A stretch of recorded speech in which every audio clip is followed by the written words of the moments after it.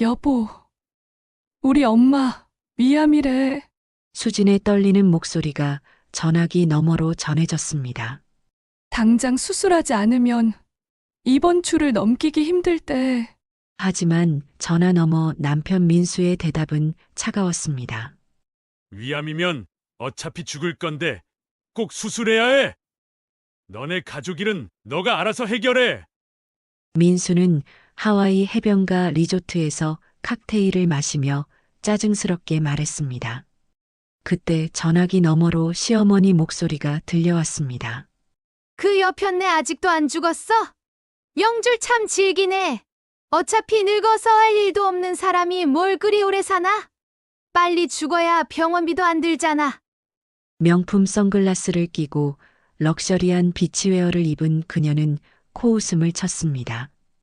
뒤로는 야자수와 푸른 바다가 펼쳐져 있었고 시댁 식구들이 수영장에서 즐겁게 놀고 있는 모습이 보였습니다. 여보, 제발 700만 원만 있으면 엄마 살릴 수 있어요. 됐어. 나도 휴가 중이라고. 왜 맨날 네 엄마 이야기만 해? 그때 시어머니가 전화를 받았습니다. 얘는 여행 왔는데 왜 이리 전화를 자주 한다니? 관심 끌려고 그러는 거지 뭐. 아들, 귀찮은 전화 빨리 끊고 수영하러 들어가자. 이야기 시작 전에 잠깐 구독 누르고 행운 찾아가세요. 시어머니 뒤로는 하와이의 화려한 리조트와 수영장이 보였습니다. 시댁 식구들이 웃으며 샴페인을 터뜨리고 있었습니다. 그림 1-2. 수지는 병원 복도에서 무너져 내렸습니다. 의사가 차갑게 말했습니다. 위암 3기입니다. 지금 당장 수술하지 않으면 일주일을 넘기기 어렵습니다. 그럼 어떻게 해야? 수술비와 입원비로 700만 원이 필요합니다. 지금 즉시 말입니다. 700만 원. 수진에게는 하늘의 별 따기만큼 큰 돈이었지만 하와이에서 사치를 부리고 있는 시댁에게는 여행비의 일부에 불과했습니다. 제발요, 제발 살려주세요. 병원 복도에 무릎을 꿇고 주저앉은 여자의 절규가 새벽 공기를 찢었습니다. 수지는 떨리는 손으로 의사의 하얀 가운 자락을 붙잡았습니다. 선생님, 제 어머니 수술해 주세요. 돈은 꼭 마련하겠습니다. 하지만 의사의 표정은 차갑기만 했습니다. 이미 말씀드렸지만 위암 3기는 즉시 수술하지 않으면 손쓸 도리가 없습니다. 수술비와 입원비로 700만 원이 필요해요. 지금 당장 말입니다. 700만 원 수진에게는 정말 큰 돈이었습니다. 평범한 주부인 그녀가 어떻게 그런 큰 돈을 하루아침에 마련할 수 있겠습니까? 수진은 병실로 돌아가 산소 마스크를 끼고 누워 계신 어머니의 손을 꽉 잡았습니다. 어머니의 손은 너무나 차갑고 야위어 있었습니다. 엄마, 조금만 기다리세요. 제가 꼭 돈 마련해 올게요. 하지만 어머니는 대답할 기력도 없으셨습니다. 그저 가느다란 숨소리만 들릴 뿐이었습니다. 그림 1-2. 며칠 후 수지는 여행을 다녀온 남편 민수에게 매달렸습니다. 여보, 엄마가 위암이래. 700만 원만 있으면 살 수 있대. 하지만 민수는 차갑게 몸을 돌렸습니다. 그렇게 큰 돈이 어디 있냐? 니네 집 일은 네가 알아서 해라. 여보, 제발. 엄마가 죽어가고 있어요. 됐어. 나도 회사 일로 바쁘다고. 매일 네 엄마 이야기만 하면 짜증나. 수지는 믿을 수 없었습니다. 10년 넘게 함께 살아온 남편이 이렇게 차가울 수 있다니요. 아무리 친정 어머니라고 해도 한 가족이 아닙니까? 그럼 대출이라도. 대출? 우리 집 담보로? 미쳤나? 민수는 소파에서 일어나 방으로 들어가며 문을 쾅 닫아버렸습니다. 수지는 거실에 홀로 남아 눈물을 흘렸습니다. 그림 1-3. 그때 전화가 울렸습니다. 시어머니의 목소리가 전화기 너머로 들려왔습니다. 민수야, 그 여편네 수술비 하나 없어서 그 모양이냐? 수진의 가슴이 철렁 내려앉았습니다. 전화 너머로 들리는 시어머니의 웃음소리가 마치 날카로운 칼날처럼 가슴을 찔렀습니다. 민수는 아무 말도 하지 않았습니다. 그저 묵묵히 전화를 받고 있을 뿐이었습니다. 좀 이따 통화에 엄마 옆에 수진이 있어. 뭐, 사실인데 어떠냐? 그리고 들으면 좀 어떠니? 수진은 더 이상 참을 수 없었습니다. 전화기를 빼앗아 끊어버렸습니다. 어머니, 어떻게 그런 말을. 아, 우리 엄마한테 왜 뭐라 그래? 네 엄마나 잘 챙겨. 민수의 목소리는 차갑기만 했습니다. 수진은 혼자 은행을 찾아갔습니다. 대출을 받으려 했지만 담보로 내세울 것도 없었고 소득도 변변치 않은 주부였습니다. 은행 직원은 고개를 저었습니다. 죄송합니다. 신용도가 낮아 대출 승인이 어렵습니다. 절망에 빠진 수진은 친구들에게 전화를 걸어보았지만 모두들 사정이 어렵다며 미안하다는 말만 되풀이했습니다. 수진아, 정말 미안해. 우리도 요즘 애들 학원비에 대출금까지. 괜찮아, 이해해. 고마워. 하지만 괜찮지 않았습니다. 시간은 흘러가고 어머니의 상태는 점점 악화되어 갔습니다. 그림이 -1. 결국 수술 시기를 놓쳤습니다. 어머니는 수진의 손을 꼭 잡고 마지막 말을 남겼습니다. 수진아, 미안하다. 엄마가 물려줄 게 많이 없어서. 엄마, 그런 말씀 마세요. 괜찮아요. 서랍 깊숙이 봉투가 있다.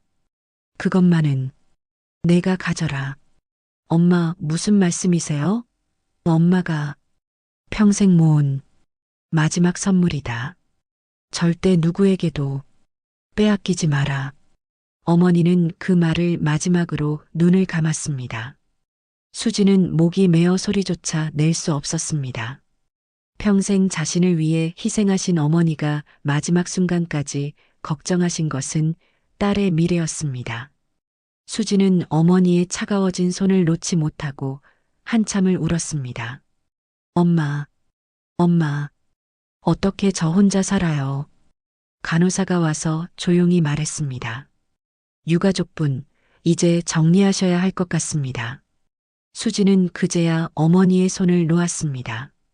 그림이 -2. 장례식장에서 벌어진 일은 더욱 기가 막혔습니다. 시댁 식구들은 조문객들 앞에서도 태연하게 여행 이야기를 나누고 있었습니다. 올해는 어디로 갈까? 하와이 어때? 좋지. 골프도 치고 쇼핑도 하고. 호텔은 특급으로 잡아야지. 아, 기대된다. 하와이 쇼핑몰에서 명품 가방 하나씩 사자. 상주로서. 조문객들을 맡고 있던 수진의 귀에 그들의 대화가 생생히 들렸습니다. 어머니의 시신이 차갑게 누워있는 바로 옆에서 벌어지는 일이었습니다. 어머니가 돌아가셨는데 여행 이야기를 지금 하시는 건가요? 시어머니가 코웃음을 쳤습니다.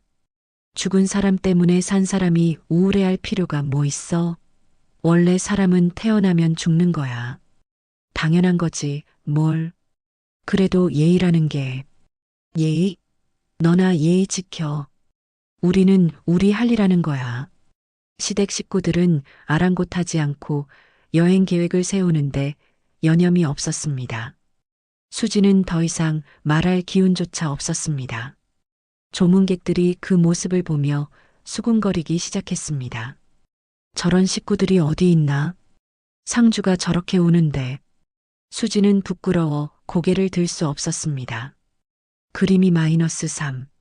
장례를 치르고 집으로 돌아온 수지는 어머니가 마지막에 남긴 말을 떠올렸습니다. 서랍을 뒤져보니 오래된 봉투 하나가 나왔습니다. 봉투 안에는 아파트 소유권 이전 서류와 편지 한 통이 들어 있었습니다.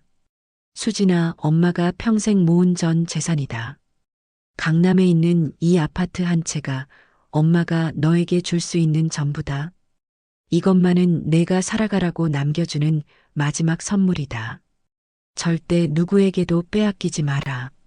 엄마가 너를 얼마나 사랑하는지 이것으로 알아다오. 시집가서 고생만 하는 내가 안쓰러워 평생 아껴 모은 돈이다. 이제 내가 당당하게 살아라. 수지는 편지를 읽으며 눈물을 흘렸습니다. 어머니는 자신이 아프신 것도 모르고 딸을 위해 평생을 준비하고 계셨던 것입니다. 아파트 시세를 확인해 보니 15억 원이 넘는 강남의 신축 아파트였습니다. 어머니는 평생 허름한 단칸방에 살면서도 딸을 위해 이런 선물을 준비하고 계셨던 것입니다. 엄마, 정말 고마워요. 이제 알겠어요. 수지는 서류를 가슴에 꼭 품었습니다. 이것은 단순한 재산이 아니라 어머니의 평생에 걸친 사랑이었습니다. 그림 3-1 어머니 장례가 끝나자마자 시댁은 예정대로 하와이 여행을 떠났습니다. 공항에서 시어머니는 샴페인을 터뜨리며 웃었습니다. 아, 이제야 숨통이 트이네. 하와이 가서 실컷 놀아보자. 1등석 좌석에 앉은 시댁 식구들은 마치 축제라도 하는 것처럼 들떠 있었습니다. 기내식도 특별하네. 역시 1등석이야. 승무원들도 친절하고, 아, 기분 좋아. 하와이 도착하면 뭐부터 할까? 쇼핑부터 해야지. 명품 매장 다 돌아보자. 시어머니는 기내에서도 승무원에게 자랑했습니다. 우리 하와이 가서 특급 호텔에 머물 거예요. 돈은 많으니까 걱정하지 마세요. 민수도 들떠서 말했습니다. 엄마, 골프장도 예약했어요. 하루에 50만 원짜리로요. 그래야지. 싸구려 골프장은 안 돼. 그들은 수진의 어머니가 운명하신지 불과 사흘 만에 하와이 이행 비행기에 몸을 맡기고 있었습니다. 그림 3-2 한편 수지는 집에서 혼자 상복도 벗지 못한 채 멍하니 앉아 있었습니다. 시댁 식구들이 보내온 하와이 사진들이 핸드폰으로 계속 날아왔습니다. 고급 호텔 수영장에서 칵테일을 마시는 사진, 명품 매장에서 쇼핑하는 사진들이었습니다. 각 사진마다 달린 댓글들이 더욱 기가 막혔습니다. 역시 하와이. 천국이야. 이 가방 300만 원인데. 너무 예쁘지? 골프장 그린피만 50만 원. 역시 특급은 달라. 레스토랑 코스 요리 1인분에 20만 원. 맛있어. 수지는 핸드폰을 꺼버렸습니다. 어머니가 돌아가신 지 일주일도 안 된 상황에서 벌어지는 일이었습니다. 수지는 어머니의 영정 사진을 바라보며 말했습니다. 엄마, 제가 왜 이런 집안에 시집 왔을까요? 엄마는 돈이 없어서 병원에서 쫓겨나다시피 했는데 어머니의 자상한 미소만이 액자 속에서 빛나고 있었습니다. 수지는 혼자 식사를 차려 먹으며 생각했습니다. 이제 정말 혼자구나. 아무도 나를 이해해주는 사람이 없구나. 그림 3-3 하와이에서 시어머니는 명품 쇼핑에 푹 빠져 있었습니다. 루이비통 매장에서 가방을 여러 개씩 사들이고 에르메스에서 스카프를 고르고 샤넬에서 향수를 구매했습니다. 이것도 사고 저것도 사고 돈이 뭐야 쓰라고 있는 거지. 엄마, 이 가방 600만 원인데. 뭐 어때? 사. 평생에 한 번뿐인데.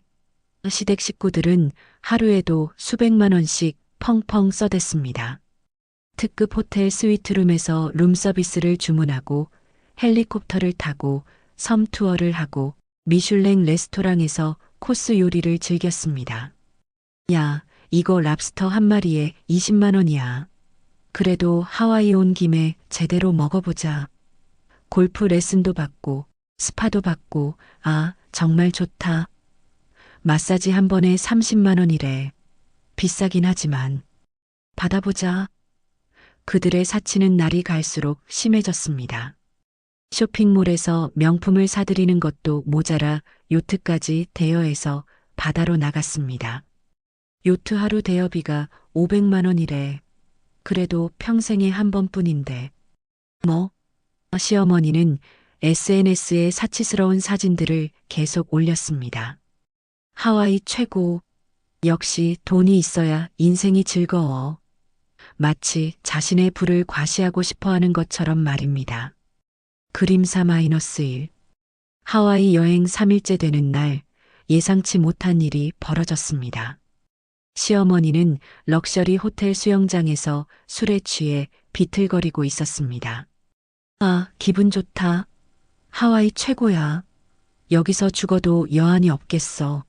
하지만 발을 헛디딘 순간 시어머니는 수영장 가장자리 대리석에 머리를 세게 부딪혔습니다. 쿵.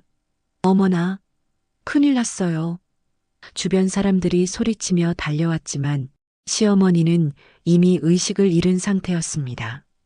머리에서 피가 흘러내리고 있었습니다. 누군가 구급차 불러주세요. 이분 맥박이 약해지고 있어요. 호텔 직원들이 급하게 응급처치를 했지만 상황은 심각했습니다. 즉시 병원으로 이송해야 합니다. 구급차 사이렌 소리가 하와이의 평온한 공기를 찢었습니다. 방금 전까지 신나게 술을 마시며 놀던 시댁 식구들은 순식간에 공황 상태가 되었습니다. 그림사 -2. 급하게 응급실로 이송된 시어머니는 뇌출혈 진단을 받았습니다. 미국의 대형 병원에서 의사가 민수에게 설명했습니다. 지금 당장 수술을 해야 합니다. 하지만 비용이 만만치 않습니다. 얼마나 나오는데요? 수술비만 10만 달러, 우리 돈으로 1억 3천만 원 정도 됩니다. 중환자실 하루 입원비가 2만 달러예요. 민수는 얼굴이 하얗게 질렸습니다. 그렇게 많이요? 미국 의료비는 한국과 차원이 다릅니다. 그리고 수술 후에도 최소 한 달은 중환자실에 있어야 할 것 같습니다. 그럼 총 비용이 대략 5억 원 정도 예상하시면 됩니다. 민수는 다리에 힘이 빠져 주저앉을 뻔했습니다. 여행자 보험은 안 되나요? 보험회사 직원이 고개를 저었습니다. 음주 상태에서 발생한 레저 사고는 보장 제외 조항에 해당됩니다. 보상을 받을 수 없습니다. 그럼 어떻게 해요? 직접 부담하셔야 합니다. 아니면 의사가 말끝을 흐렸습니다. 그림사 -3. 시어머니는 중환자실에 누워 인공호흡기를 달고 있었습니다. 각종 의료 장비들이 삐삐 소리를 내며 작동하고 있었습니다. 병원비는 하루하루 천정부지로 올라갔습니다. 중환자실 하루 비용만 2,600만 원, 각종 검사비와 약값까지 합치면 하루에 3천만 원이 넘게 나왔습니다. 이러다가는 일주일만 지나도 2억 원이 넘겠어요. 민수는 한국에 있는 가족들에게 급하게 전화를 걸었습니다. 여보세요, 큰일 났어요. 어머니가 사고를 당하셨어요. 어머, 그게 무슨 소리야? 지금 당장 돈을 보내주세요. 하루에 3천만 원씩 나가고 있어요. 3천만 원? 하루에? 네. 미국 병원비가 장난이 아니에요. 하지만 시댁에서 그런 큰 돈을 바로 마련할 수는 없었습니다. 평소에 허영을 부리며 살았지만 정작 현금은 많지 않았던 것입니다. 우리가 그런 돈을 어디서 구해? 그럼 어머니가 죽으라는 소리예요? 그게 아니라 방법을 생각해 보자. 시댁 식구들은 전화기 너머로 서로 다투기 시작했습니다. 위기의 순간에 가족의 진짜 모습이 드러나기 시작했습니다. 그림 -1. 설상가상으로 한국에서 더 큰 일이 터졌습니다. 민수가 투자했던 회사가 사기였다는 것이 밝혀진 것입니다. 2억 원을 투자했던 돈이 모두 날아갔을 뿐만 아니라 추가로 3억 원의 빚까지 지게 되었습니다. 뭐라고요? 그게 무슨 소리예요? 채권자가 민수에게 독촉장을 내밀었습니다. 여기 사인하세요. 원금과 이자를 포함해서 5억 원입니다. 민수는 떨리는 손으로 서류를 받았습니다. 이건 사기잖아요. 저도 피해자라고요. 그런 건 우리가 알 바 아니에요. 당신이 보증인으로 사인했으니 책임지셔야죠. 하지만 변명하지 마세요. 법적으로 당신 책임입니다. 하루아침에 신용불량자가 되어버린 것입니다. 더 충격적인 것은 민수가 이 사실을 하와이에서 전화로 확인했다는 것입니다. 어머니가 중환자실에서 생사를 오가는 상황에서 자신까지 파산 위기에 처한 것입니다. 그림 -2. 시댁 본가도 마찬가지였습니다. 하와이 병원비를 대기 위해 집을 담보로 대출을 받았지만 그것만으로는 부족했습니다. 경매 공고가 나갔습니다. 부동산 중개업자가 쓴 웃음을 지으며 말했습니다. 이 집 시세가 7억 원 정도인데 담보대출이 9억 원이에요. 완전히 깡통이 됐네요. 그럼 어떻게 해요? 집을 팔아도 2억 원 빚이 남습니다. 다른 방법을 찾아보세요. 시댁 식구들이 모여서 회의를 했지만 별다른 수가 없었습니다. 어떻게 할까? 이러다가는 다 망해. 하와이에서 어머니는 계속 누워있고 병원비는 하루에 3천만 원씩 나가고 민수는 사기당해서 5억 원 빚지고 우리 집은 경매로 넘어가고 가족회의는 서로 책임을 떠넘기는 자리가 되었습니다. 애초에 하와이 여행 같은 거 가지 말았어야지. 누구 잘못이냐? 다 같이 가자고 했잖아. 그때는 몰랐지. 이런 일이 생길 줄. 그림 -3. 매일매일 독촉 전화가 빗발쳤습니다. 여보세요. 채무 변제 기일이 지났습니다. 미국 병원에서 또 독촉이 왔습니다. 이자만 하루에 100만 원씩 늘어나고 있어요. 언제까지 미룰 거예요? 법적 조치 들어갑니다. 시댁 식구들은 식탁에 모여 앉아 쌓여가는 독촉장들을 바라보았습니다. 병원비 고지서, 대출 상환 독촉장, 카드 연체 통지서가 산더미처럼 쌓였습니다. 이제 어쩌지? 정말 망했어. 하루에 3천만 원씩 나가는데 어디서 이런 돈을 구해? 은행에서도 더 이상 대출 안 해준대. 친척들도 다 피하고 시댁 내부에서도 서로를 원망하는 목소리가 나오기 시작했습니다. 엄마가 술 마시지 말라고 했잖아. 그때 왜 말리지 않았어? 이제 와서 그런 소리 해봤자 뭘 해? 가족 간의 화합은 이미 깨진 지 오래였습니다. 돈 문제 앞에서 혈육도 소용없었습니다. 우리끼리 싸워봤자 뭐 달라져? 일단 돈부터 구해보자. 어디서 구하는데? 방법이나 있어? 수진이가 친정 어머니한테 뭔가 받았다던데. 설마 그 여자한테 손 벌리자는 거야? 지금 체면 차릴 때야? 그림 -1. 한 달 후 민수가 수진을 찾아왔습니다. 놀랍게도 그는 수진 앞에 무릎을 꿇었습니다. 수진아, 제발 도와줘. 수진은 차갑게 내려다보았습니다. 갑자기 왜 이러세요? 어머니가 하와이에서 사고를 당하셨어. 병원비가 너무 많이 나와서. 그래서요? 남긴 아파트 있잖아. 그거라도 팔아야 우리 어머니를 살린다. 수진의 표정이 싸늘해졌습니다. 뭐라고요? 며느리라면 시어머니를 먼저 살려야 하는 거 아니야? 지금 하루에 3천만 원씩 나가고 있어. 일주일만 더 지나면 3억 원이야. 그게 저와 무슨 상관이에요? 상관없긴 뭐가 상관없어. 가족이잖아. 민수는 목소리를 높였습니다. 우리가 이렇게 무릎까지 꿇고 있는데 무릎 꿇는다고 해결되는 문제예요? 제 어머니가 돌아가실 때는 어디 계셨죠? 그때와 지금은 다르다고. 어떻게 달라요? 똑같이 돈이 없어서 죽어가는 건데. 수진의 목소리는 차갑고 단호했습니다. 민수는 당황했습니다.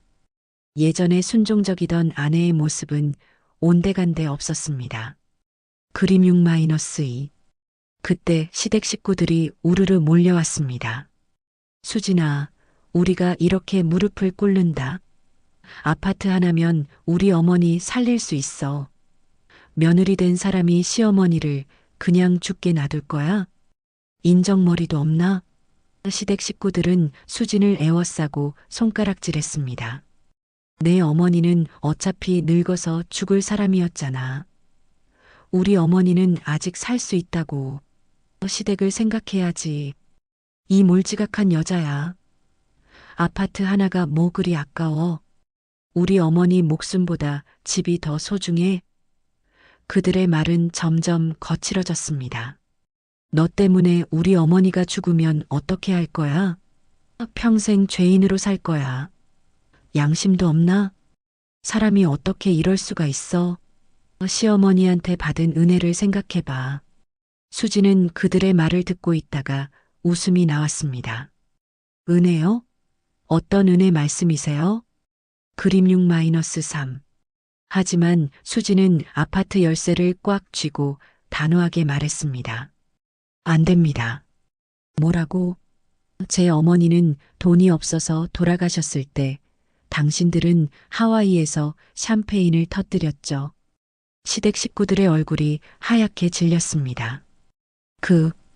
그건 그때 당신들이 제 어머니를 살려달라고 무릎 꿇었나요? 제가 700만 원만 달라고 애원했을 때 도와주셨나요? 그때와 지금은 달라. 네, 달라요. 그때는 제가 무력했지만 지금은 제 어머니가 남겨주신 힘이 있어요. 수진의 목소리에는 흔들림이 없었습니다. 제 어머니가 평생 모아서 저에게 남겨주신 그 집은 절대로 드릴 수 없습니다. 수진아, 정말 그럴 거야? 네, 정말입니다. 우리 어머니가 죽으면 어떻게 할 거야? 그건 제가 책임질 일이 아니에요. 당신들이 하와이에서 펑펑 쓰신 그 돈으로 치료비를 내셨어야죠. 너 정말 이제 돌아가세요. 더 이상 할 말이 없습니다. 수지는 문을 열어 그들을 내보냈습니다. 시댁 식구들은 분노에 떨며 악담을 퍼부었지만 수지는 단호했습니다. 돌아가세요. 경찰 부를 겁니다. 그림 7-1. 수진의 단호한 거절에 시댁 식구들은 발을 동동 굴렀지만 어쩔 수 없었습니다. 수진은 당당하게 등을 돌리고 걸어갔습니다. 수진아, 수진아, 돌아와. 이 몰지각한 년아, 시어머니가 죽으면 내 탓이야. 평생 후회할 거야. 하지만 수진은 뒤돌아보지 않았습니다. 이제는 더 이상 그들에게 휘둘리지 않을 것이었습니다. 저 여자 진짜 어떻게 저럴 수가 있어? 우리가 너무 잘해줬나? 시댁 식구들은 서로를 원망하기 시작했습니다. 애초에 며느리 교육을 제대로 시켰어야지. 이제 와서 그런 소리가 뭐야? 그럼 이제 어떻게 해? 다른 방법을 찾아보자. 하지만 달리 방법이 있을 리 없었습니다. 이미 모든 재산을 담보로 잡혔고 신용도 바닥이었습니다. 그림 7-2. 결국 시댁은 병원비를 감당할 수 없었습니다. 하와이 병원에서는 매일 독촉 전화가 왔습니다. 병원비가 이미 3억 원을 넘었습니다. 더 이상 치료를 계속할 수 없습니다. 조금만 더 기다려주세요. 안 됩니다. 지금 당장 돈을 내지 않으면 퇴원 조치하겠습니다. 퇴원이요? 어머니가 아직 의식도 못 찾으셨는데? 그건 저희가 할 수 있는 일이 아닙니다. 병원비를 내시든지 아니면 다른 병원으로 옮기시든지 하세요. 시댁 식구들은 이곳저곳 돈을 빌리려고 뛰어다녔지만 헛수고였습니다. 이미 신용불량자가 된 상황에서 아무도 돈을 빌려주지 않았습니다. 은행에서도 문전박대당했어. 친척들도 다 전화를 안 받아. 친구들도 피하고. 정말 막막하다. 채권자들은 점점 거칠어졌습니다. 언제까지 기다리라고 하는 거야? 이자만 하루에 200만 원씩 늘어나고 있어. 집이라도 빨리 처분해. 그림 7-3. 결국 시어머니는 병원비 미납으로 강제 퇴원당했습니다. 하지만 의식을 회복하지 못한 상태에서 한국으로 이송하는 것도 불가능했습니다. 항공료와 의료진 동행 비용만도 수천만 원이 들어갔기 때문입니다. 시어머니는 하와이의 한 요양원에 맡겨졌지만 그마저도 비용을 감당할 수 없어 몇 달 후 혼자 쓸쓸히 세상을 떠났습니다. 그 누구도 임종을 지키지 못했습니다. 평생 가족들 위해 군림하며 며느리를 괴롭혔던 시어머니는 낯선 땅에서 홀로 마지막을 맞았습니다.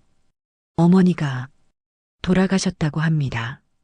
하와이 요양원에서 온 전화를 받은 민수는 주저앉았습니다. 장례식은 어떻게 할까요? 시신을 한국으로 모셔올 비용도 없습니다. 현지에서 화장하겠습니다. 하지만 시신을 한국으로 가져올 돈도 없었습니다. 결국 현지에서 간단히 화장하는 것으로 끝났습니다. 평생 허영과 사치를 부리던 시어머니의 마지막은 너무나 초라했습니다. 한편 민수는 빚 독촉에 시달리며 하루하루를 겨우 버티고 있었습니다. 채권자들이 집 앞에 몰려와 소리를 지르는 일이 일상이 되었습니다. 돈 내놔. 언제까지 숨어 있을 거야. 집에 없다고 거짓말 하지 마. 다 보고 있다. 민수는 창문 커튼 사이로 몰래 밖을 내다보며 떨고 있었습니다. 제발, 그냥 지나가 주세요. 그림 8-1. 1년 후 수지는 어머니가 남겨주신 아파트에서 완전히 새로운 삶을 살고 있었습니다. 강남의 신축 아파트 1층에 엄마의 마음이라는 작은 베이커리 카페를 열었습니다. 정성스럽게 구운 빵과 따뜻한 커피 향이 가게 안을 가득 채웠습니다. 어서 오세요. 오늘도 좋은 하루 되세요. 수진의 밝은 인사말에 손님들은 절로 미소를 지었습니다. 어머니가 남겨주신 사랑으로 일궈낸 소중한 공간이었습니다. 단골 손님들이 줄을 이었습니다.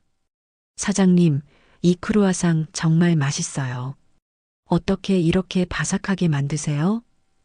어머니께서 생전에 자주 해주시던 레시피예요. 정성이 들어가서 그런가 봐요. 여기 와서 빵 먹으면 마음이 따뜻해져요. 정말 특별해요. 수진의 베이커리는 동네 명소가 되었습니다. 아침마다 갓 구운 빵 냄새에 이끌려오는 사람들, 점심시간에 샌드위치를 사러 오는 직장인들, 오후에 케이크를 먹으며 담소를 나누는 주부들로 항상 붐볐습니다. 가게 벽면에는 어머니의 사진과 함께 사랑으로 구운 빵이라는 문구가 새겨져 있었습니다. 그림 8-2. 수지는 단순히 장사만 하는 것이 아니었습니다. 매주 토요일마다 지역의 독거 어르신들을 초대해서 무료로 식사를 대접했습니다. 어르신들, 오늘 특별히 만든 단팥빵이에요. 따뜻하게 드세요. 아이고, 수진이가 또 이런 걸. 고마워서 어떻게 해야 할지 모르겠네. 괜찮으세요. 저도 어머니를 잃어서 어르신들이 더 소중하게 느껴져요. 정말 착한 아이구나. 내 어머니가 하늘에서 얼마나 뿌듯해 하실까. 어르신들은 수진을 친딸처럼 아꼈습니다. 처음에는 어색해하던 분들도 점점 마음을 열고 수진에게 살아온 이야기를 들려주었습니다. 수진이 덕분에 우리가 이렇게 모여서 얘기도 나누고 참 고맙다. 맞아요. 요즘 젊은 사람들 중에 이런 애가 어디 있어? 진짜 마음씨가 금이야, 금. 수진은 지역 커뮤니티에서도 존경받는 인물이 되었습니다. 어려운 이웃이 있으면 앞장서서 도왔고 지역 축제나 자선 행사에도 적극적으로 참여했습니다. 수진 씨가 이사 온 후로 우리 동네가 정말 따뜻해졌어요. 그러게요. 저 사람 보면 마음씨가 얼마나 예쁜지 알 수 있어요. 동네 부녀회에서는 수진을 명예회장으로 추대하기도 했습니다. 수진 씨, 우리 부녀회 회장 좀 해주세요. 아, 저는 아직 괜찮아요. 다들 수진 씨를 원하고 있어요. 그림 8-3. 반면 민수의 현실은 비참했습니다. 그는 여전히 채권자들에게 쫓기며 지하 반지하 원룸에서 숨어 지내고 있었습니다. 하루 종일 택배 배송 아르바이트를 해도 이자도 제대로 갚지 못하는 상황이었습니다. 와, 민수야. 숨어 있는 거 다 보인다. 채권자들의 고함 소리에 민수는 이불을 뒤집어 쓰고 벌벌 떨었습니다. 제발, 제발 그냥 지나가 주세요. 언제까지 도망만 다닐 거야? 이자만 6천만 원이야. 일주일 안에 돈 못 구하면 진짜 큰일 날 줄 알아. 어느 날 민수는 용기를 내어 수진의 카페 앞까지 갔습니다. 번창하는 카페를 보며 복잡한 심정이 들었습니다. 따뜻한 불빛이 새어나오는 카페 안에서 수진이 손님들과 웃으며 이야기하는 모습이 보였습니다. 한때는 자신의 아내였던 그 여자가 이제는 완전히 다른 세상의 사람이 된 것 같았습니다. 들어가서 사과라도 해볼까? 하지만 발이 떨어지지 않았습니다. 무슨 면목으로 그 사람 앞에 서겠습니까? 자신이 그렇게 무시하고 외면했던 사람에게 이제 와서 도움을 청할 수는 없었습니다. 결국 민수는 발걸음을 돌렸습니다. 카페 창문 너머로 수진이 그의 뒷모습을 보았지만 이미 아무런 감정도 느끼지 않았습니다. 그저 각자의 선택이 만든 결과일 뿐이었습니다. 수진은 어머니의 사진이 걸린 카페 벽을 바라보며 속으로 중얼거렸습니다. 엄마, 제가 정말 잘 살고 있어요. 엄마가 남겨주신 사랑으로 많은 사람들을 도우며 살고 있어요. 엄마의 희생이 헛되지 않았다는 걸 매일 느끼고 있어요. 그때 카페 문이 열리며 젊은 엄마가 초등학생 딸과 함께 들어왔습니다. 엄마, 여기 정말 예뻐요. 빵도 맛있어 보여요. 그러네. 여기서 케이크 하나씩 골라서 먹자.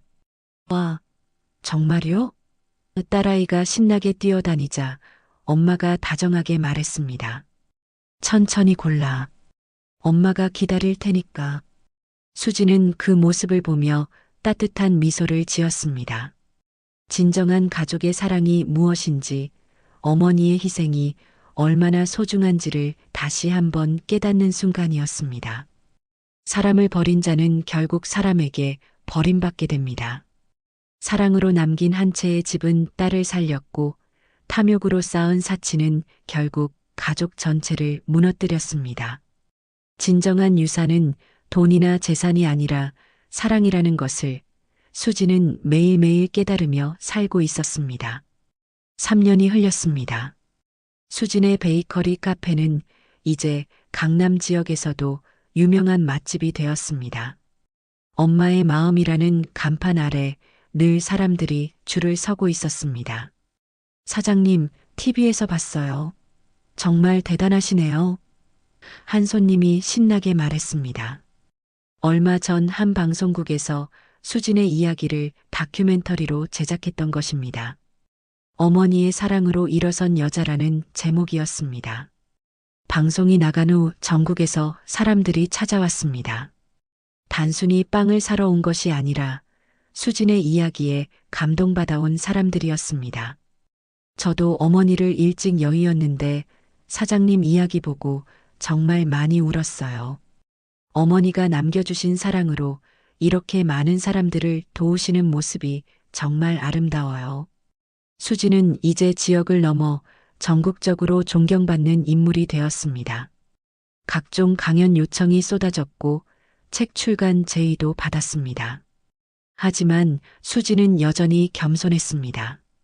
모든 것은 어머니 덕분이에요. 제가 한 건 어머니의 사랑을 전달한 것뿐입니다. 한편 그 시각 민수는 여전히 도시 외곽의 컨테이너 박스에서 생활하고 있었습니다. 빚은 눈덩이처럼 불어나 지금은 12억 원을 넘어섰습니다. 야, 민수야. 또 도망쳤나? 채권자들의 목소리가 멀리서 들려왔습니다. 민수는 몸을 웅크리며 숨었습니다. 낡은 라디오에서 흘러나오는 뉴스를 들으며 하루하루를 버티고 있었습니다. 강남의 한 베이커리 사장이 지역사회에 기부한 금액이 2억 5천만 원을 넘어섰다고 합니다. 이 사장은 돌아가신 어머니를 위한 추모 사업을 꾸준히 진행하고 있으며 라디오에서 수진의 이야기가 나왔습니다. 민수는 라디오를 껐습니다. 수진이가 그렇게 잘 살고 있구나. 그는 쓴웃음을 지었습니다. 자신이 버린 사람이 이렇게 성공하고 자신은 이렇게 비참해진 현실이 믿기지 않았습니다. 내가 그때 왜 그랬을까? 정말 바보 같은 짓을 했구나. 하지만 후회해도 이미 소용없는 일이었습니다. 돌이킬 수 없는 강을 건너버렸습니다. 수지는 어머니의 기일에 성대한 추모식을 열었습니다. 지역 주민들과 어르신들, 그리고 전국에서 온 사람들이 참석했습니다. 오늘은 제 어머니를 추모하는 자리에 이렇게 많은 분들이 와주셔서 정말 감사합니다. 수진의 인사말에 참석자들은 박수로 화답했습니다. 어머니께서 남겨주신 사랑이 이렇게 많은 분들에게 전해지는 것을 보시면 정말 기뻐하실 것 같습니다. 추모식 후에는 무료 급식 행사가 열렸습니다. 수백 명의 어르신들과 어려운 이웃들이 따뜻한 식사를 할 수 있었습니다. 수진 씨 덕분에 우리가 이렇게 대접받는구나. 정말 고마운 일이야. 어머니가 하늘에서 웃고 계시겠어. 요즘 같은 세상에 이런 분이 계시다니 정말 감사해. 수지는 어머니의 영정 앞에서 조용히 말했습니다. 엄마, 제가 엄마의 사랑을 잘 전하고 있죠? 앞으로도 계속 이렇게 살아갈게요. 엄마가 주신 사랑을 더 많은 사람들에게 나누어 드릴게요. 그날 밤 수지는 어머니 꿈을 꾸었습니다. 어머니가 환하게 웃으시며 말씀하셨습니다. 수진아, 정말 잘하고 있구나. 엄마가 자랑스럽다. 5년이 지난 어느 날 수지는 전국에서 가장 존경받는 사회공헌가 중 한 명이 되었습니다. 그녀의 베이커리는 이제 프랜차이즈가 되어 전국에 25개의 매장이 생겼습니다. 하지만 수진의 원칙은 변하지 않았습니다. 모든 매장에서 매주 토요일마다 독거 어르신들을 위한 무료 급식을 제공했습니다. 사장님, 이번에 대통령 표창을 받으신다면서요? 직원이 신나게 물었습니다. 네, 사회공헌 부문에서요. 하지만 이 모든 것은 어머니 덕분이에요. 수지는 항상 어머니를 잊지 않았습니다. 매장마다 어머니의 사진이 걸려 있었고 사랑으로 구운 빵이라는 문구가 새겨져 있었습니다. 어머니의 사랑이 이렇게 많은 사람들에게 전해지고 있다는 것이 수진에게는 가장 큰 보람이었습니다. 엄마가 남겨주신 사랑으로 이렇게 많은 분들이 행복해 하시니까 정말 뿌듯해요. 수지는 이제 억대 연봉을 받는 성공한 사업가가 되었지만 여전히 소박한 생활을 유지했습니다. 번 돈의 대부분을 사회에 환원했기 때문입니다. 그 무렵 민수는 결국 노숙자가 되어 길거리를 헤매고 있었습니다. 18억 원의 빚을 감당할 수 없어 모든 것을 포기한 채 하루하루를 구걸로 버티고 있었습니다.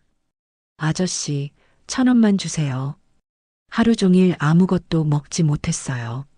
지나가는 사람들에게 손을 내밀었지만 대부분 외면했습니다. 더러운 옷차림에 수염이 덥수룩한 그의 모습은 한때 잘 나가던 회사원의 면모를 전혀 찾을 수 없었습니다. 어느 날 그는 우연히 수진의 베이커리 앞을 지나게 되었습니다. 화려한 불빛과 줄 서 있는 사람들을 보며 멀리서 지켜보았습니다. 그때 한 할머니가 말했습니다. 여기 사장님 정말 훌륭한 분이야. 매주 우리 같은 늙은이들 무료로 밥 먹여주시고 병원비까지 도와주시고. 그러게요. 어머니 사랑으로 이런 일을 하신다니 정말 대단해요. 저런 분이 진짜 부자지. 마음이 부자야. 민수는 가슴이 미어졌습니다. 자신이 버린 사람이 이렇게 존경받고 자신은 이렇게 비참하게 살고 있다니. 내가 그때 다르게 했다면, 수진이를 소중히 여겼다면. 하지만 이미 모든 것이 늦었습니다. 마지막 장면에서 수진은 어머니 산소 앞에 서 있었습니다. 깨끗하게 관리된 묘지에 예쁜 꽃들이 가득했습니다. 무덤 앞에는 사랑하는 어머니라는 비석과 함께 작은 동상이 세워져 있었습니다. 지역 주민들이 십시일반 모은 돈으로 만든 것이었습니다. 엄마, 제가 정말 행복하게 살고 있어요. 엄마가 남겨주신 사랑으로 이렇게 많은 사람들을 도울 수 있게 되었어요. 수진의 목소리는 감사함으로 가득했습니다. 처음에는 원망스러웠어요. 왜 저를 혼자 두고 가셨나 싶어서. 하지만 이제 알았어요. 엄마는 제게 가장 큰 선물을 남겨주셨다는 것을요. 바람이 살랑 불어 꽃잎들이 하늘로 흩날렸습니다. 마치 어머니가 대답하는 것 같았습니다.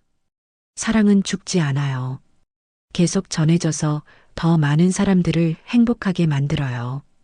엄마의 사랑이 그랬듯이요. 수지는 고개를 들어 하늘을 바라보았습니다. 구름 사이로 따뜻한 햇살이 내려오고 있었습니다. 진정한 가족의 사랑은 물질이 아니라 마음이라는 것을, 그리고 그 사랑은 영원히 살아있다는 것을 수지는 깨달았습니다. 사람을 버린 자는 결국 모든 것을 잃게 되지만 사랑을 받고 사랑을 나누는 자는 진정한 부자가 됩니다. 어머니의 마지막 선물은 단순한 아파트가 아니라 사랑하는 법을 가르쳐 준 것이었습니다. 여러분, 이 이야기를 어디에서 듣고 계시나요? 댓글로 알려주시면 감사한 마음으로 인사드리겠습니다. 지금까지 사연 빛나는 밤이었습니다. 감사합니다.